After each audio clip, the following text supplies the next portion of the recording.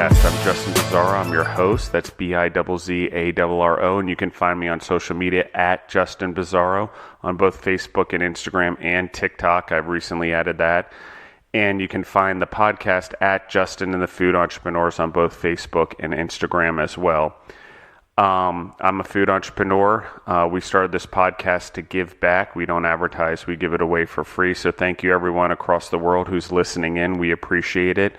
My background, basically, I've been in food 17 years. My family's been in food over 40 years, and it's various businesses related to food. We manage over $100 million in food production a year, and so that's sort of the gist, producing basically over 30 million meals a year and 33,000 meals a day in some of our locations. So that's my background.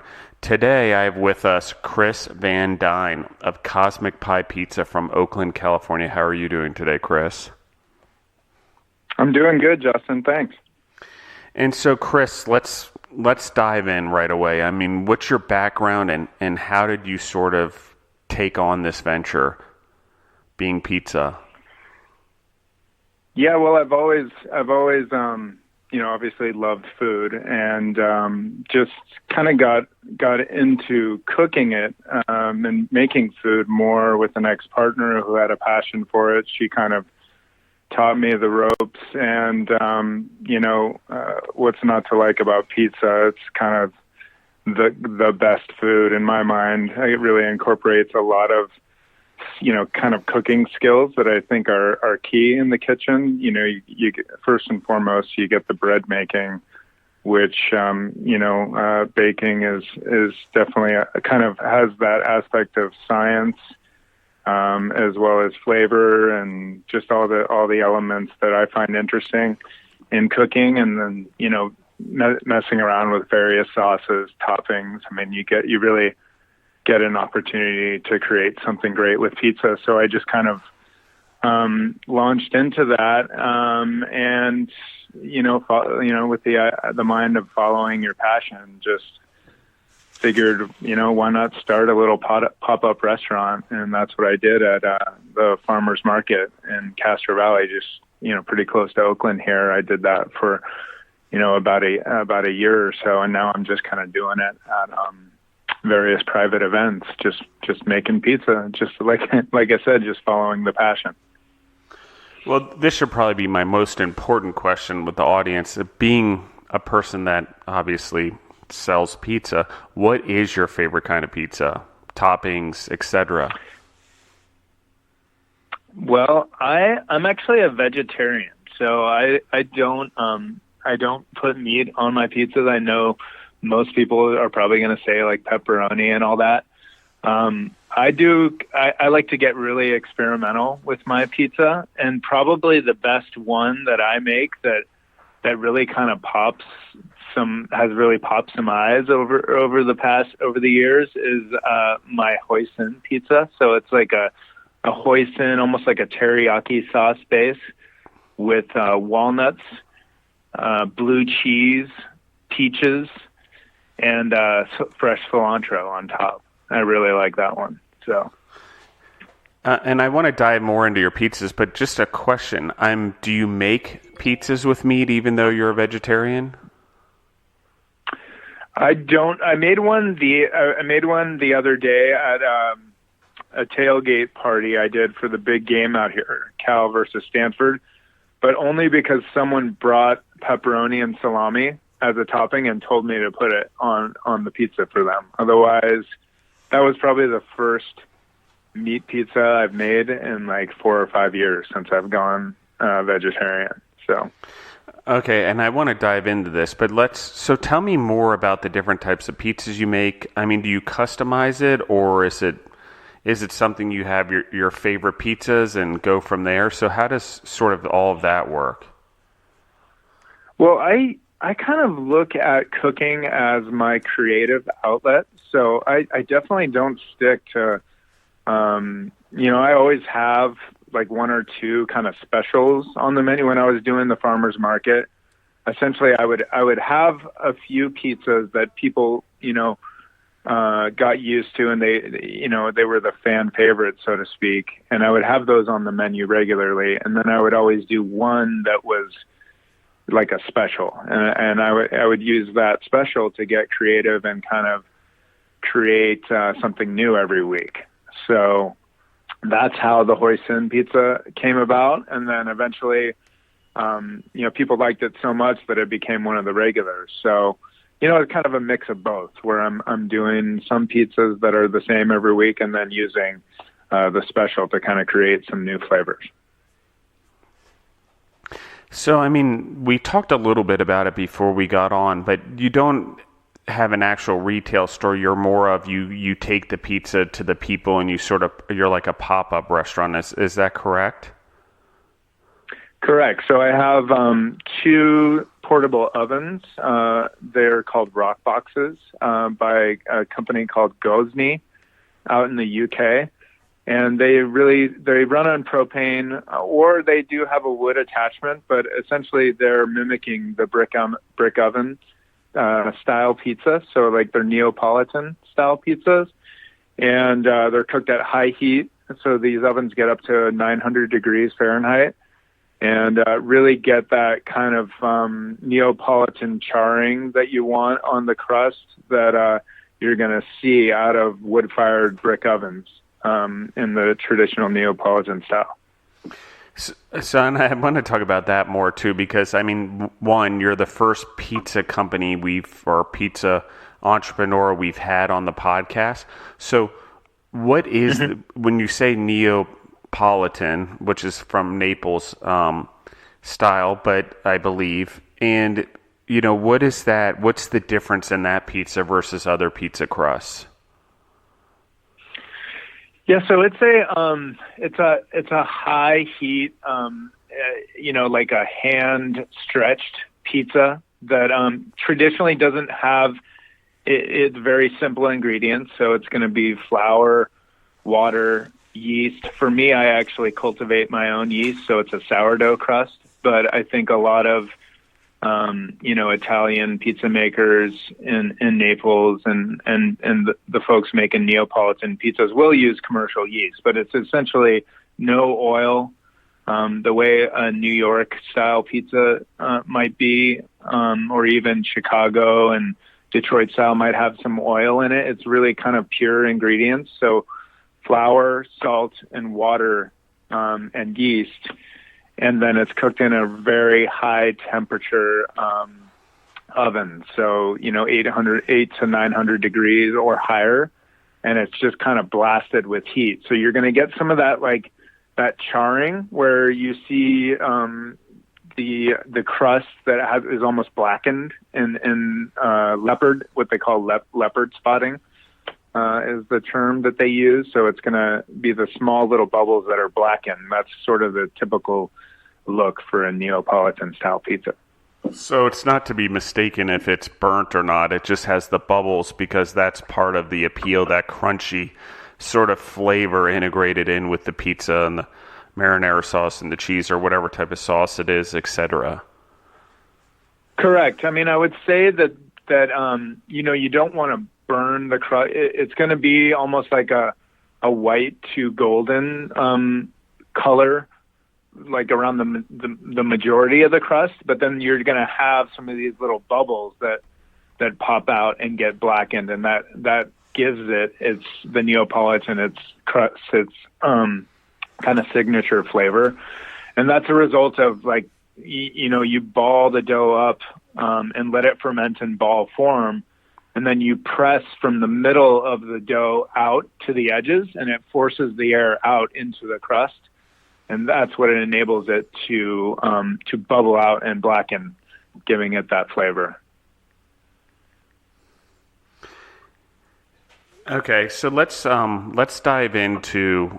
You said you went vegetarian about 5 years ago, and I want to dive into this because obviously you're now. We've talked about the meat, so no meat. You stay true to your palate and in your diet, or however your lifestyle, I guess would be a better word. Explain sort of the mindset behind the switch over, because again, this is something new we haven't talked about on the podcast, so I really want to dive into it.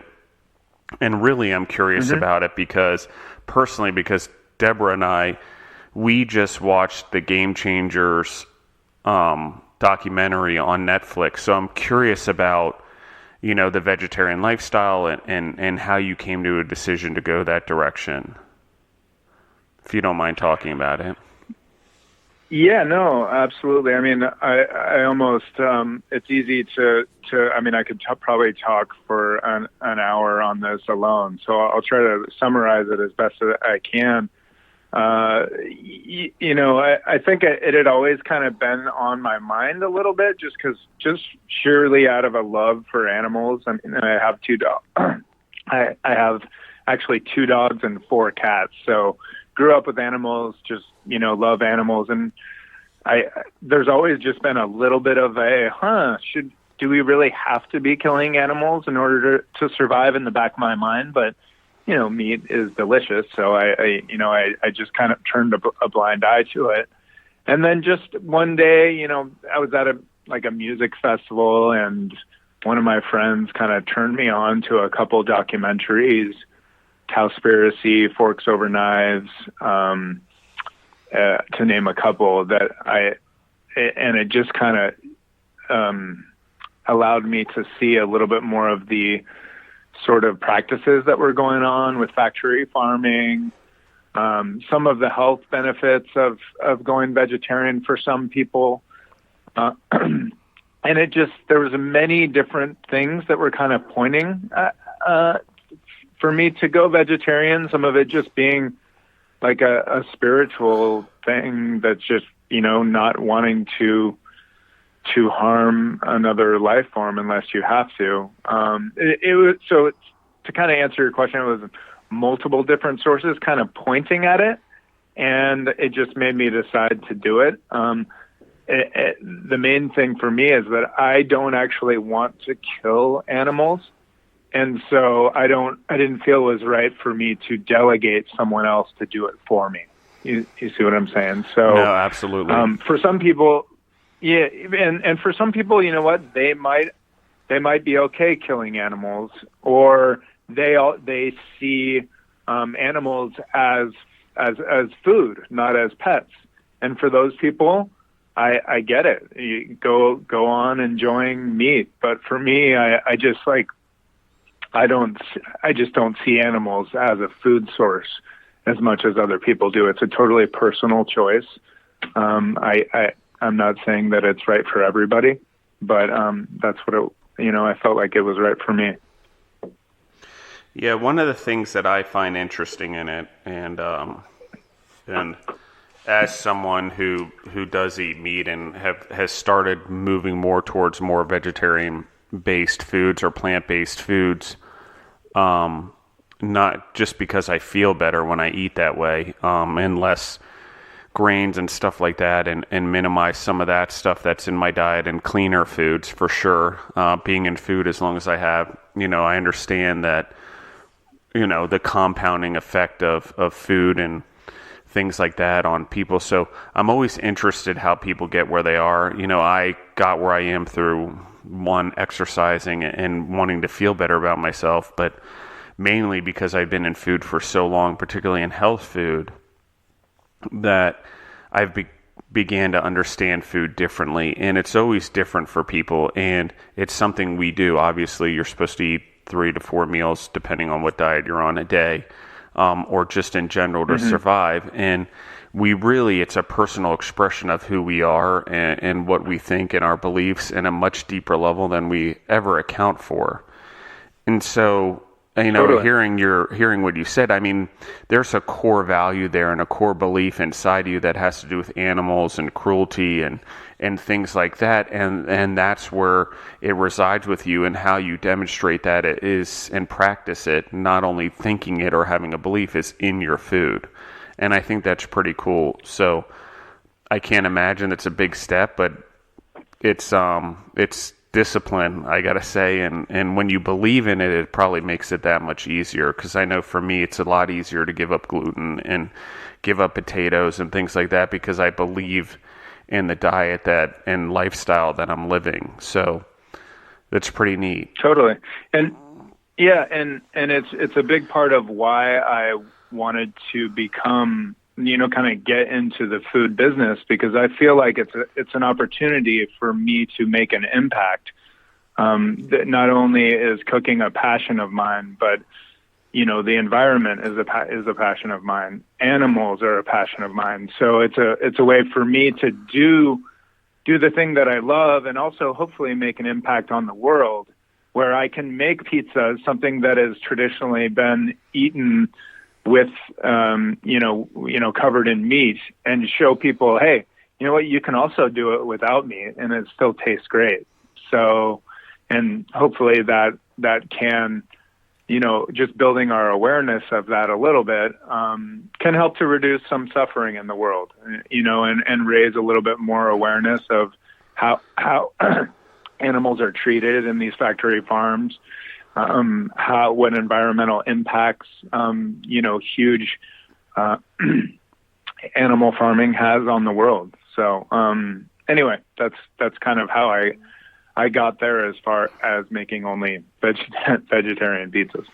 No, and it's and see that lifestyle and the way you live has turned into a business. Basically, that's pretty neat. And obviously, you're quite a ways into this, so I think that's pretty cool. So, I mean, let's take a step further on this conversation. So, is because you do vegetarian pizza a big appeal for your customers? I mean, that's obviously a segment. I mean, I eat meat, but I would eat a vegetarian pizza. I mean, I have nothing against it. So do you see that people don't care what kind of pizza it is as long as it's a pizza, or do you see that a lot of your clientele is actually vegetarian? Well, I think that there are a lot of people. I mean, I would be lying if I didn't get a lot of customers that would ask for pepperoni pizza. I did find a vegetarian pepperoni that was actually pretty good. So I would just tell people, after I found that, was about halfway into my venture at the farmer's market, I found that, and I would tell people, yeah, I have pepperoni pizza. It's vegetarian, but it is pepperoni, and they would usually order that. Now before I found that pepperoni pizza, people would ask for pepperoni, and I would say, no, we don't do pepperoni. We're a vegetarian, restaurant only. Very few people would turn away and just say, oh, never mind. I mean, it happened here and there. Usually people would say, oh, okay, I'll try the mushroom with white sauce one. So I think people are willing to explore vegetarian options for sure. Absolutely, and I think it's becoming more mainstream, and to take it even more full circle is that people are starting to get an understanding of how much land or the rainforest that's being taken down for farming of animals, and sort of, the animal eats, 100 grams, let's argue, of protein to produce, about 10 grams of protein that we get in our food. So there's a downward cycle, and they take up more room, and we get it. And, there's things like regenerative farming and circular farming that's coming out to help with some of that, to give it a full circle so the animals aren't as destructive. But still, at the end of the day, you're right. There is the factory slaughtering. There is the slaughtering of the animals that still happens. And people don't realize it, and we talk a lot about it in our business, is that, even that, how an animal is slaughtered has a big deal to do with the quality of it, or how it's raised, or the humanity, or the meat, or stuff like that. And that's a hard thing. That's a hard thing when you actually go into a chicken plant, or that's processing chickens or beef. And I sit differently than you, obviously, on my views, but what you're saying, it's 100% accurate, because it is done the way that you're describing. And so that's where the differences of opinion fall. And that's where it's a moral decision, ethical decision, which I think is a hard conversation. It's way deeper than this podcast needs to get into. But that's what we're looking at, right? We know it happens. Now we've got to make a moral and ethical decision based on our own values. And I think that's pretty cool. And brave. Exactly. I mean, and I think I think that's different for everybody. And again, it gets, and that's the main reason for me going vegetarian. I mean, like I said before, some people look at animals as they have no problem looking at them as a food source. That's it. They're not pets. They're just food. I just personally have a hard time doing that. And so I don't want to delegate. When I see a package of meat, I see like my dogs, essentially, whereas some people see a package of meat that came from a cow that was food. That's it. Yeah. It's just a personal choice. And that's what, for me to go against that would be, I think morally, morally wrong, but for other people, it's not. Yeah. The environmental thing, after Cowspiracy came out, I don't know if it's familiar with that documentary. It's a great documentary, but really kind of railed on the environmental impact of going animal farming. And some of that stuff I think has been revealed to be maybe not quite as accurate. The environmental part of it, I think, is kind of lower down on the list for me.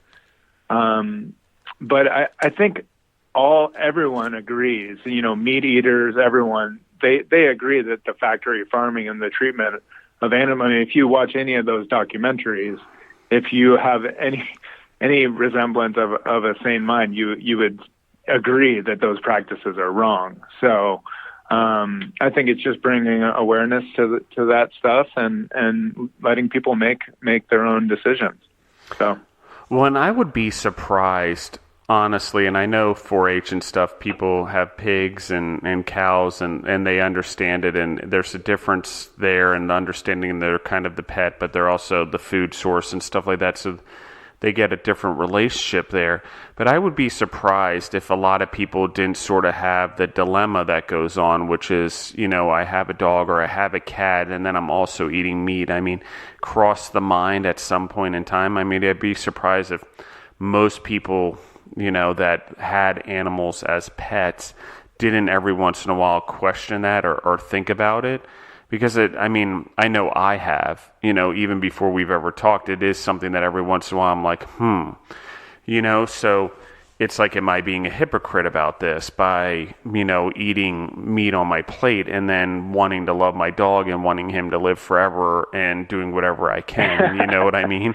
So, it definitely consciously crosses my mind on a regular basis. And in a way deeper level than probably people understand and what goes on. I'm very internal and I juggle a lot of things internally and my purpose and stuff like that. But it's pretty awesome that you're doing it. I think it's a brave thing because, people still, we're a meat eating culture, around the world. And, it's hard. There's some place in the world you can find vegetarian, but I do know this, where I really lie is eating meat long-term for humans, whether it's generations, it's just not sustainable.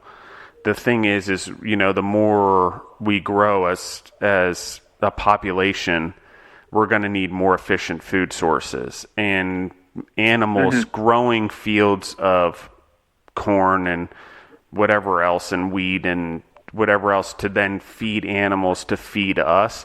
Taking up all that land, it's just not long-term efficiency. Why? Because it's a simple math equation. There's only so much land to do so many things, and we've got to live on the land. We've got to have enough water for the land, and then there's got to be enough food to feed all of us and our pets. So exactly. And I think that's why you're seeing the big money being dropped into some of these plant-based, quote unquote fake meats like the Impossible Burger and Beyond Meat. These are big, venture capitalists are sinking millions and millions of dollars into these ventures. And it's because they see the same thing that you just mentioned. In the long term, call it 100 years, call it 500 years, whatever, eventually, the price of beef is going to be too expensive to feed all the people in India or Asia. It's not going to be possible. So we got to find a better way. Yeah, exactly. And, regardless of where you fall on it morally, or ethically as a human being, that this is the reality we're going to face. And it's not like, we're probably not going to see it in our lifetime, but I would fairly say that at some point humanity is going to have the dilemma. And the other reality, in my opinion, and I talk about this a lot, is food deserts, places that can't feed their populations because there's not enough water, or there's not enough animals, or there's not enough places for them to graze to even grow the animals. And we're talking about importing, exporting. I get it, but it makes things more expensive. But the reality is food's going to need to always come local at some point. And when you have a food deserts, and we're talking about indoor agriculture or factories, if you will, we're way better off controlling water sources, controlling environments through hydroponics and aquaponics and indoor farming of plants. And fruits and vegetables and whatever. So it's just, in order to do that, if you really want to fix starvation, you really want to fix obesity, and you really want to fix all these foodborne problems, it has to come from plants. Like, that much is clear, because that's the only way to control it, to control the nutritional values. You've got to really hone down on those things, and it produces more food to feed more people nutritiously than other ways of doing it. So I'm not trying to disrupt it, or I don't, say I have any problem with the meat industry. It's just inevitably this is the way to solve the problem. So, Yeah, and if you think about it, it kind of, I think the diet, I can't remember exactly what Michael Pollan suggests, and I think it's Omnivore's Dilemma, or maybe one of his exactly books. It. Yep. It's like eat whole foods, not too much of it, and mostly plants, or something along those lines. Yeah. And I think it kind of it kind of mimics what, speaking of the fad diets, the paleo diets, and what have you. That kind of mimics what our ancestors ate. We didn't eat meat that much. We didn't eat meat every day. When we were hunter gatherers, so it was something that came around probably once a week or something like that on special occasions. And I feel like if we could get back to that, where all of us were eating meat once a week, then the world would probably be a much better place. Yeah, absolutely. It's just, it's just the level at which we're doing it. It, like you said, it's not sustainable. So yeah, and I agree with you on that 100%. And our bodies and the way we're primarily plant-based. Now, that doesn't mean we don't supplement things, or up in Alaska they don't eat a lot of fish when it's time, or caribou when it's time, but it's not around all the time. They don't catch enough fish every day to eat 3 pounds of meat a day or protein. They're getting it from a lot of different sources in order to have those diets. And why one population or culture may have more fish or more meat than another, the reality is we're still built to process plants more efficiently than we are meat. And that's just the way it is. And that doesn't mean we like I said, it depends where you are morally, whether you want meat or whatever. But you're right. If we could slim it down, or we could, eat more plants, it would be a different environment. And the other part of it is, plants exert CO2. Absorb CO2 and absorb oxygen. And animals are like us. They breathe in oxygen, exert CO2. So the more animals you have, if oxygen ever became an issue, which I have no idea, that basis to me, I have no clue, and I'm just basing it off of knowledge, what I know about plants and humans. At some point, if we want a cleaner environment, plants are cleaner at filtering the air. They don't produce waste, and if they do, it's a bio-waste mass that sort of biodegrades quickly. So, that can be recomposted into the ground to grow it. And so from a food standpoint, plants are more circular in the farming and giving back. Doesn't mean animals don't serve their purpose in their manure and stuff like that. It just means at some point we're going to have to figure it out differently. And that doesn't mean there can't be both. It just means, like you said, it's probably going to be more like meat once or twice a week versus meat for every meal. So It's just something that I know is coming just based on food. And is it a long ways away? Probably. But as the population's growing so rapidly, we're getting there quicker. So, which I think is one of the things that's great is all the local sourcing, plants and animals and vegetables. And, you should really, I encourage anyone listening to the podcast to go actually explore where their food's coming from. Educate yourself. We eat all the time. It's what we do. I think we do that probably more than anything else as human beings, other than maybe work or be a parent or whatever, or sibling. But functionally, we probably do that more than anything else, or think about food, or go grocery shopping, or prepare for things that are coming up, like tomorrow for Thanksgiving. I think it is really important, the movement that's going on, to know where our food is coming from. But not only knowing it, actually going to see it. Go see the local farms. Go take a farm tour. See how things actually are. Explore the factories on how the animals are done. I mean, really, I think we sort of don't really understand how in-depth food really goes and how it's done. Or the blueberries that we buy at a grocery store, we could buy local blueberries for like 10 cents more, but we buy them from Chile instead and ship them on a ship.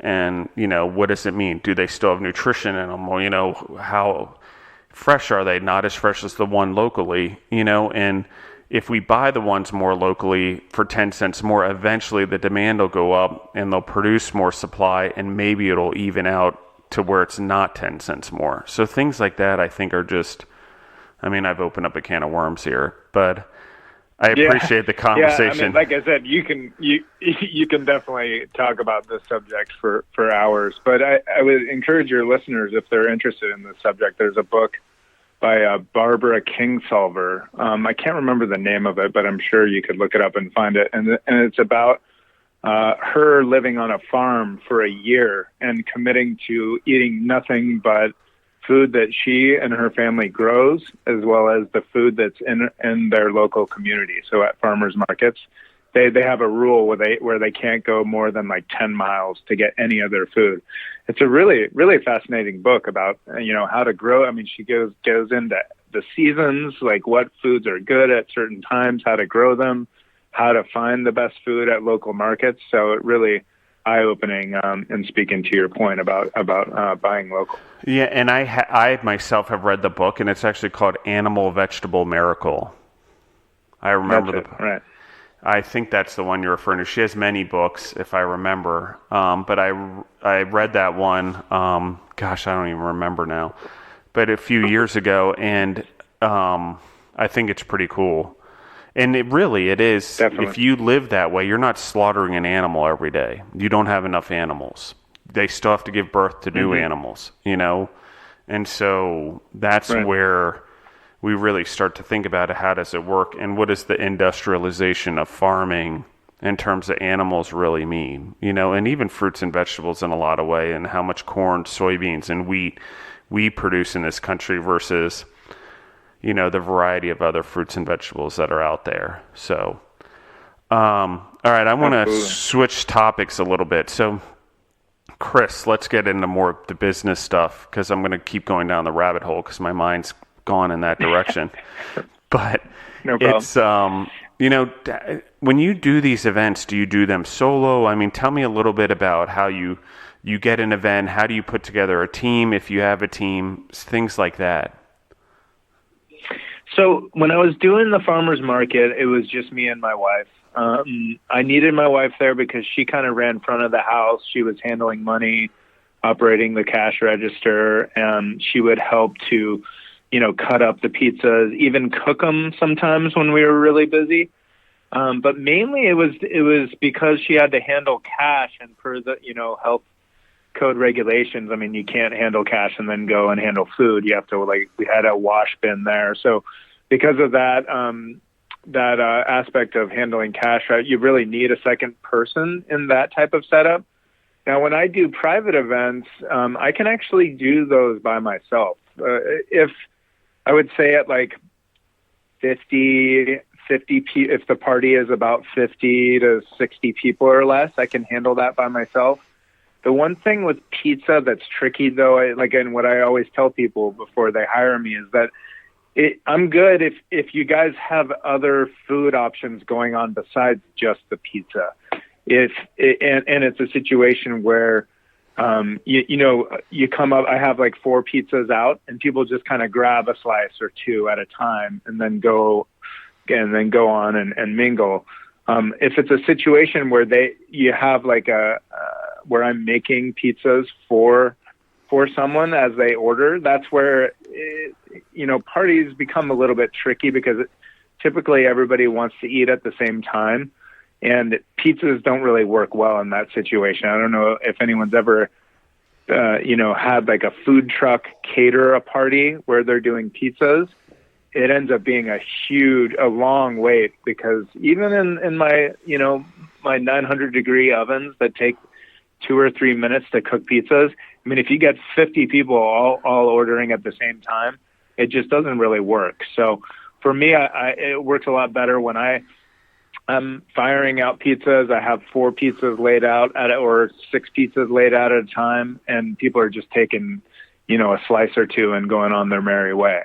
So to answer your question, it kind of depends on how many people are at the party that I'm catering, but generally I can do it by myself if it's in that type of setup where people are grabbing and going.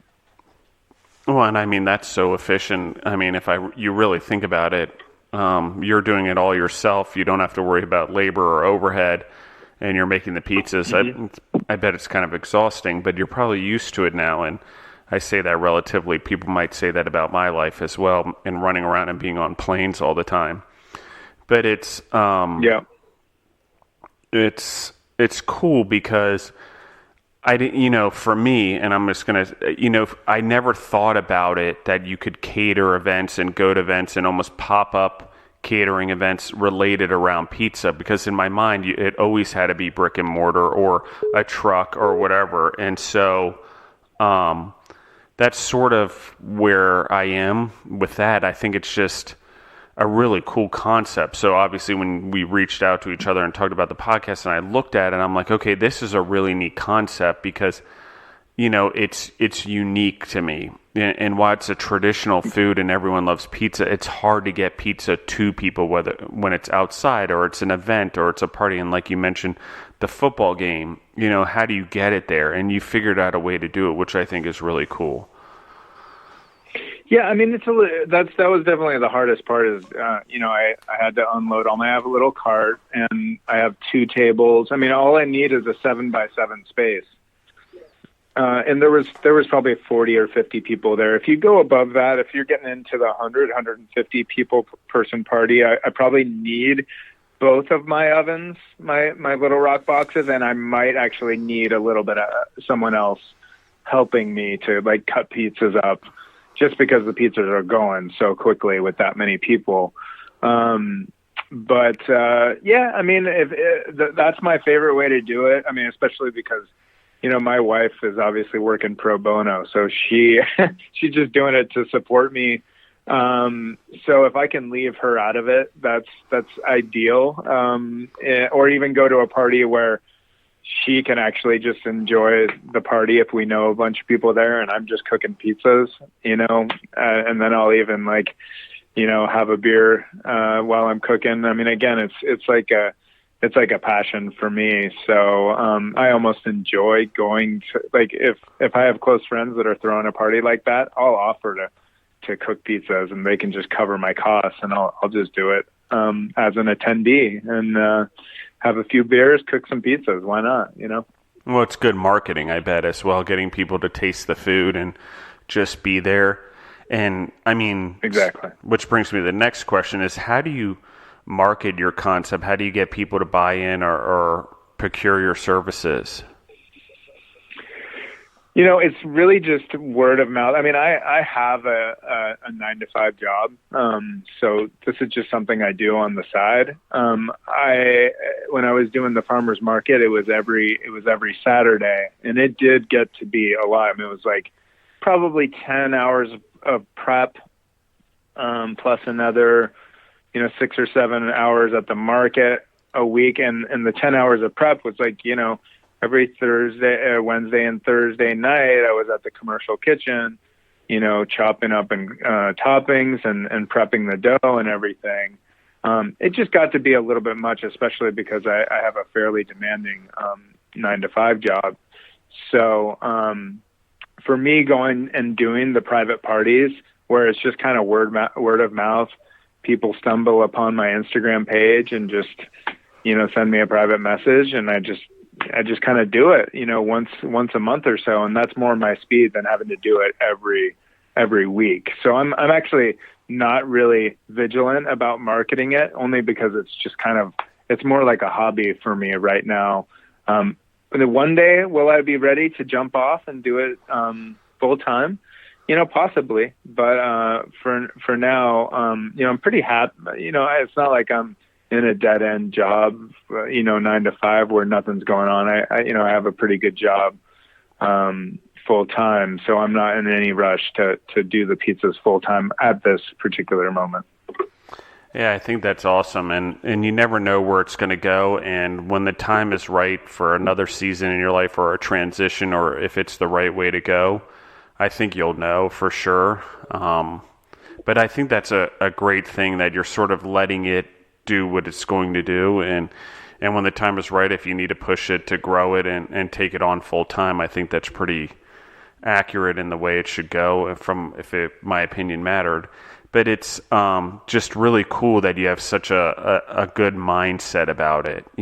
Let's see where this goes. I'm not committing everything to it right now, which you could if you wanted to, but let's see where it goes and let it grow on its own and let word of mouth take its path, which is pretty cool. Yeah, exactly. I mean, the way I'm also, eventually I will move on from this 9-to-5, and I have another kind of side project going. Another reason why I stepped out of the farmer's market is because I'm working on actually a little frozen pizza kit that hopefully will be available in grocery stores.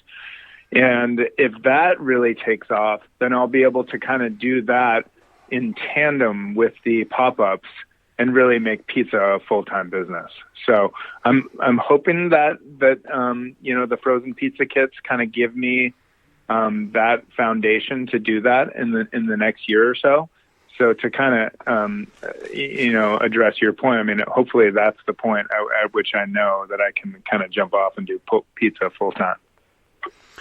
And I look forward to hearing about that. We should probably, as you get more ready to launch that, maybe we'll do another podcast and talk about that whole concept as well, and help push that out for you as well, if that's something you might be interested in. Oh yeah, that'd be great. Mm-hmm. And I like the idea. A little teaser. Yeah, you got it. And so everyone can expect that episode when you're ready, Chris. So we'll prepare something like that, and I'll keep an eye out for it on social media. But when you're ready, please reach out to me so we can go ahead and do that. So the next part I'd want to talk a little bit about, Chris, is you've started this business and you want to grow it, and now you're branching out into frozen pizza and things like that, the kits. Sort of tell me like how your mind works. What are you envisioning? What motivates you and drives you to keep moving forward with this? Like you said, you had a 9-to-5, so it's not like you have to do this, but what is driving you? What is sort of the power behind your desire to do this? Well, I think kind of getting, I touched on it a little bit, but I feel like food is a way to really kind of, to get food out to the masses in a responsible way, is a way for me to not only, explore my passions of just cooking in general and creating great food, but also to help impact the world in a positive way by being responsible about the ingredients that I'm putting in the food that I'm getting out to everybody. So that's kind of part of the motivation, definitely, to make an impact on the world and do something that I love. But also, I just, getting a taste of working, for yourself, doing the pop-up at the farmer's market. It really kind of gives you a taste of entrepreneurship and working for yourself. And for me, it's much more exciting than than working for somebody else. So that's another big motivator. And also, I think it opens up a possibility to just be a little bit more free, to hopefully be able to travel and really not work at all if I'm not really wanting to at that particular time in my life. Maybe at some point I've hired somebody to make some of these products that I want to put in grocery stores, where I'm a little bit more hands off and kind of working remotely, being able to travel and have the freedom to work from wherever I want. So there's kind of those three kind of motivations, the ability to impact the world, to just work for myself and really just kind of have the freedom to not work if I don't feel like it at some point, I think are big for me. Yeah, and it's interesting you say that, because I think a lot of food and beverage entrepreneurs, and I can't speak for all entrepreneurs because I concentrate on food and beverage, and while I've dabbled in things like IT and investments and stuff like that, my knowledge is there in dealing with food and beverage entrepreneurs is that a lot of people, it's the whole reason we're in business. We don't, food service partners where I am, we don't build brands. We don't do that. We don't have our own brands. We don't go out and push that stuff.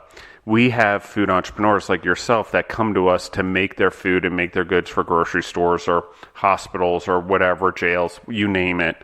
We produce it for them. And then that person goes out and markets and helps us with R&D with our team, and goes out and pushes their product and goes live the life. And then that way they can take off if they need to. They can still have time with their family, or in some cases they turn over the reins to us for the most part, other than the meetings with the people, and they handle those things. So they do have more freedom in their life. And it's a very interesting thing that a lot of people build these brands and they get to a certain point, they're like, okay, I can't do this on my own. I can either hire people and still manage them, which a lot of people do. There's nothing wrong with that. But there's also the part of, I want more freedom in my life. I want more time with my family. They have companies like us that exist that can do it all over the country. And then it sort of eases their mind that they don't have to do it 24/7 and build this brand on their own. While they build it, we sort of support the back entry, which is a lot what people do. Food's a tangible item, and it's a lot to manage the daily operations of a food facility. I certainly don't do it. I have a team that does it at Food Service Partners, and they have teams that work for them, and so on and so forth. And over 350 employees later, that's sort of where we're looking. And it has become so big that, we're literally tripling and quadrupling the size of our company over the next year, because there are so many more food entrepreneurs that are getting out there. And I want to talk about this as well, what you're doing with the pizza concept, is because a lot of people, we grew up in a world where there was a mainstream, there's only these certain cereals, there was these certain, Chiquita bananas, for example, there was these certain, chips, you had Utz and whoever else, and Pringles, for example. But now life isn't like that anymore. There's so many entrepreneurs that are out there because we all can customize the food that we eat. I don't have to eat Skippy's peanut butter or Peter Pan peanut butter. I can have a Justin's peanut butter, or I can have a local Georgia Grinders out of Georgia that has all natural peanuts or almond butter or cashew butter or pecan butter or whatever it is. There's all these entrepreneurs that have emerged that, aren't as big as the huge, ones, but they are gaining ground and building these businesses. And it's what you're doing with the pizza. And I think it's pretty awesome. And what people like, how you've got 5 years of experience of doing the catering, and you've developed and perfected your skills. So now it can carry over into a retail setting. And I think that's pretty awesome. So, I don't know. Yeah. Well, I'm hoping it works out. So Chris, as we sort of start wrapping this up, what are some of the hardships that you've had and sort of the lessons that you've learned from them? Well, I think that one realization that I had getting into food in general. we also launched another product probably 3 or 4 years ago. It was a coconut milk yogurt frozen bar that we had in we actually did get it onto shelves. But it just didn't really, we couldn't make it take off because we probably, and it was the first product we did, and we probably didn't really think through the business model properly from the start. And once we actually got to the point of where we needed to invest like maybe $20,000 into it to really make it take off and do a huge run, we realized that we were going to have to charge, probably like $12 or $13 for a box of 4 popsicles in order to make any money. And it kind of really taught me that food, it's complicated because the major food producers just have so much buying power that they are going to be able to they're going to be able to price you out, usually. And there's a reason why, some ideas aren't on the shelves. And it's because other people have thought of it and just realized that it was too expensive. And that's why they haven't done it. So, I think just the challenge of creating good food that's responsible to the planet, also, and also making a little bit of money is a very hard thing to do.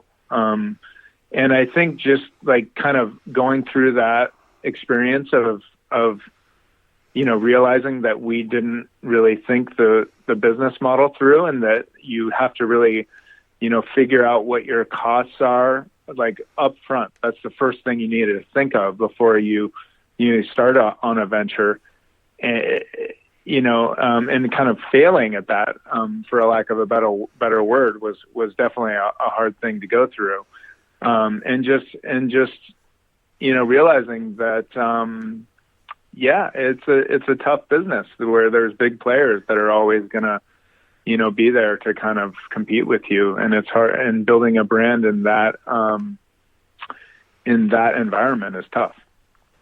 No, and I agree with you. And there's so many unforeseen costs that the big guys have. And I think I want to talk about it because we haven't really talked about it is, people don't realize how much cost is in food. It's not only the R&D to develop it and the cost that you spend on materials to do it. It's then the marketing and the labor and the food safety plans and the if you have to have it reviewed by a government agency, then there's audits to audit your system so you're up to code. And then there's nutritional panels to be developed and designing of boxes and how are you going to ship it and the cost of shipping it and the labor that's involved in all of it, and not overshooting it, because inventory is cash. Go ahead. Right. In the end, the margins are usually pretty thin in food, and really the way that you widen them is with purchasing power. And as a small guy, that's just it's really hard to do. You almost have to, just like the business model for some of these social media platforms, like you create a followership, like get the followers first. Yeah. Like whether you're making money or not, just ignore that for a little bit. Get your followers, and once you get a followership, then you have the ability to maybe dump some money into it, buy some equipment, and then reduce your costs from there. But don't expect to make much money on the in the first 2 or 3 years of being in a food business. So that was kind of a harsh reality for us, for sure. Yeah, and you are 100% spot on. And if I mentor anyone or I have anyone that we work with that comes to me for advice, or even people that are just looking for advice because of being in the business so long, it's the thing I say. Food is not one of those things that takes off right away. It doesn't happen. And one of the reasons is you may know how great your food is, but if it's all about people trying it and tasting it, which is one in of itself difficult to get it to spread quickly. But the second part is exactly what you said, is how do you gain a following?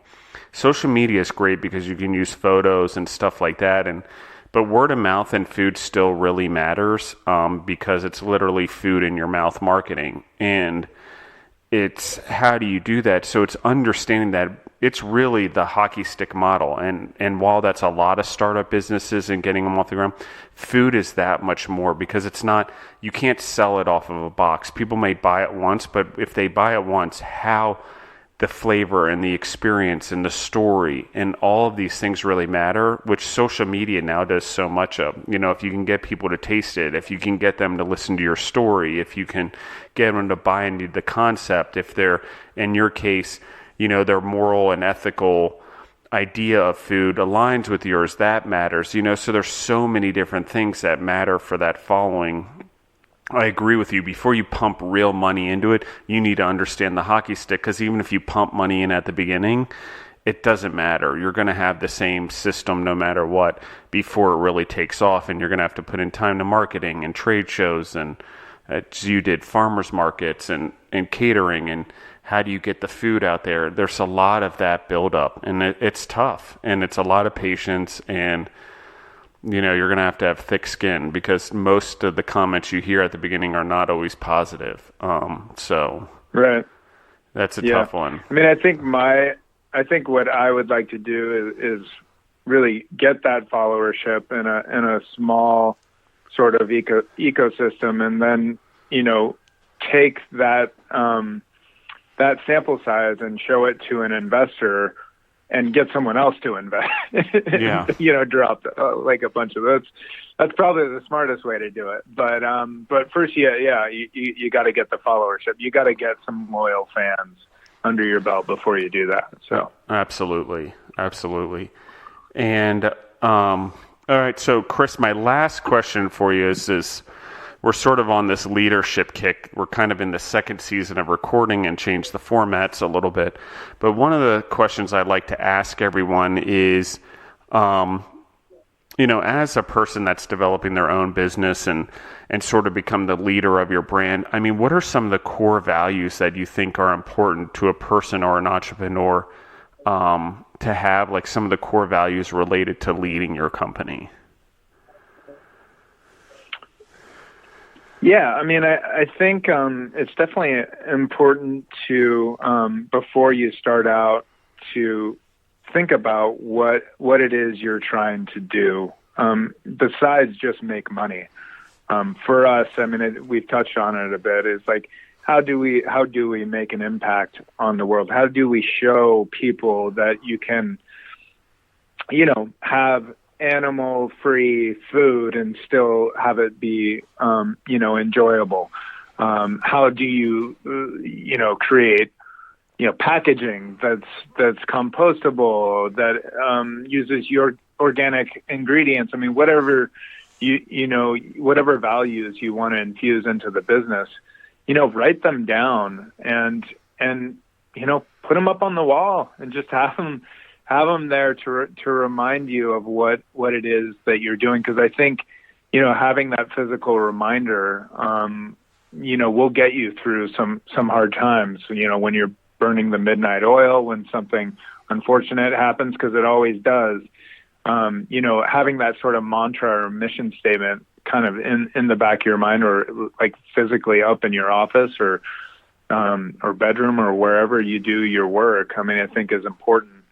And especially if you have employees that they can physically see that manifestation of what you're trying to do up there. I mean, I think that's important. I mean, I certainly haven't gotten to the point of running a team yet, so I may not be the best person to answer that question, but that's kind of one of the things that I envisioned as a practice that I envision as my company grows. So.